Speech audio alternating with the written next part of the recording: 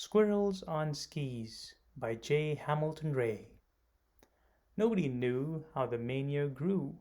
First there was one, and then there were two. Three more came gliding from under the trees. Look on the hill, those are squirrels on skis. Below lay the town, snow covered and still. Not a sound could be heard.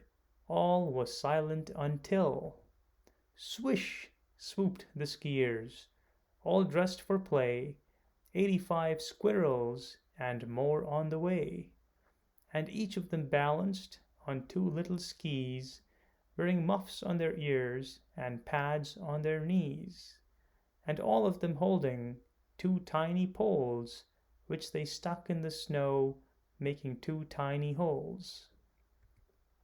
As the townsfolk awoke, rubbing sleep from their eyes, they peeked out their windows, and what a surprise!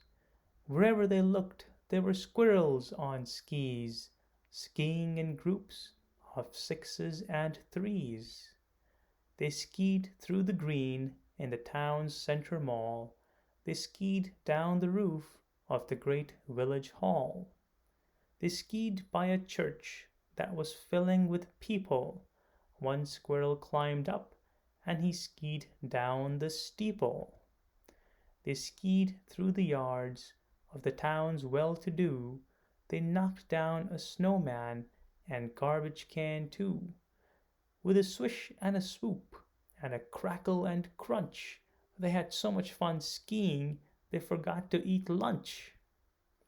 More and more squirrels on more and more skis. Somebody stop them, somebody, please.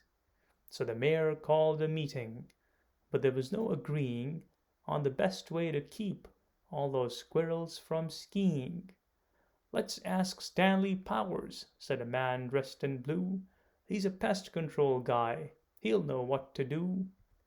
Mr. Powers stood up to make his proposal.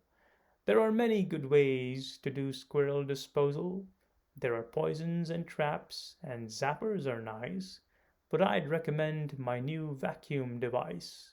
"That's cruel," said a tall man named Christopher Luntz.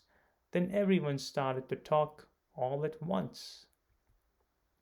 The mayor just sighed, his face full of gloom, but a voice shouted, "Stop!" from the back of the room. It was Sally Sue Breeze.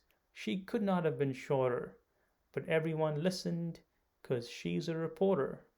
"Haven't you noticed? These squirrels aren't eating, and they're growing quite thin from this nonstop competing. We have to find out where they're getting their skis and stop all this nonsense before they all freeze." "Very well," said the mayor. "You've got 24 hours. After that, I'm afraid we must call Mr. Powers." Sally followed the tracks of the squirrels on skis, back up the hill and on through the trees, and over a bridge to the edge of the town, where a very old building was half falling down. Above the front door, against the red bricks, a faded sign read, "Acme Popsicle Sticks." Just at that moment a rabbit hopped out. "Skis for sale, lady," he said with a shout. "10 acorns apiece, a full pair for 20. Step right on up, as you see I have plenty." And there, sure enough, lay a big pile of sticks, and right there beside them a stack of toothpicks. "Toothpicks for ski poles," said Sally Sue Breeze, "and popsicle sticks that you've made into skis." Then something else caught little Sally Sue's eye, a pile of nuts at least 7 feet high. "So the squirrels have paid you with nuts, you big cheat. Now the squirrels have skis, but they have nothing to eat. And they're out of control," she said with a frown. "The squirrels on skis are wrecking our town." "I can't be blamed," the rabbit protested. "If you want them to stop, then have them arrested." "Ha!" Sally said. "You know perfectly well that these toothpicks and sticks are not yours to sell. They were left here last year when the factory shut down. Ever since then they've belonged to the town. But an idea was coming to Sally Sue Breeze how to save both the town and the squirrels on skis. I'll forget what you did if you help make this right, but we have to work fast 'cause we haven't much light. Back in the town the poor mayor was pacing. Around him the squirrels on skis were still racing. Go away, squirrels, go away, please. Mr. Powers is coming, go back to your trees. Then Powers arrived with his vacuum device. He took careful aim, he was oh so precise. But before he could start it, the sky filled with snow, and off in the distance there came a warm glow. The squirrels stopped skiing to sniff the cold air. The smell of roast acorns was now everywhere. None of them waited to see what it meant. They raced out of town to follow the scent. They were so very hungry and so very cold. They skied holding hands. What a sight to behold!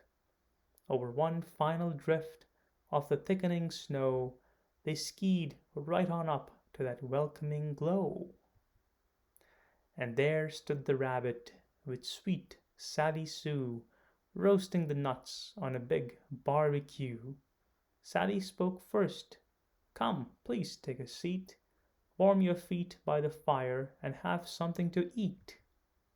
So all of the squirrels shook off their skis and sat by the fire near Sally Sue Breeze. The white rabbit served them his favorite treats, roast acorns and chestnuts with carrots and beets. And after a nap they wanted to ski, so Sally Sue told them, please follow me. There, around the corner, where the factory once stood, was a shiny new ski lodge made of red bricks and wood. On the front was a sign, painted only that day. It said, Welcome to Bushy Tail Great Ski Chalet. To the side of the building were 4 snowy slopes, which Sally had marked off with 4 colored ropes. The squirrels jumped up to put on their skis. You must follow the rules, called out Sally Sue Breeze. Eat 3 meals a day. Don't forget to sleep, please. If you go into town, you must take off your skis. When the mayor heard the plan, his reaction was swift. On behalf of the town, we shall make this a gift. So that's how the squirrels got their own ski chalet, and they're skiing there still to this very day. As for the rabbit, you may like to know, he runs a cafe right there in the snow. So if you should be in this neck of the woods, be sure to stop by to sample his goods. And ask for a seat by the evergreen trees with an excellent view of those squirrels on skis. The end.